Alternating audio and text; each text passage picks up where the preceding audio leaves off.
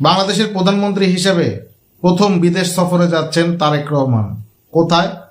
ভারত। তাহলে কি তারেক রহমান ভারত সফরে যাইতে পারেন না? অবশ্যই পারেন, কিন্তু অবশ্যই সেটা প্রথম সফর হতে পারে না। কারণ একটা দেশের প্রধানমন্ত্রীর সরকার গঠনের পরে প্রথম বিদেশ সফর খুবই গুরুত্ব বহন করে।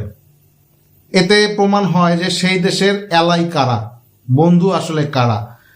আওয়ামী লীগের সাথে ভারতের বন্ধুত্ব ছিলই, কিন্তু এত কিছুর পরেও বিএনপি যদি ভারতকেই প্রথম বন্ধু হিসেবে বেছে নেয়, তাহলে বলাই যায় এরশাদ কাকু মোটেও বিশ্ব বেহায়া ছিল না।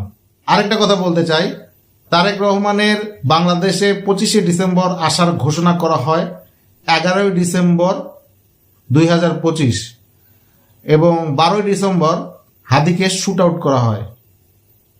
ডটগুলো মিলাইতে পারতেছেন?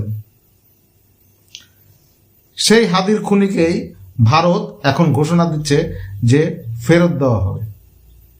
গরু মেরে জুতো দান, একেই বলে।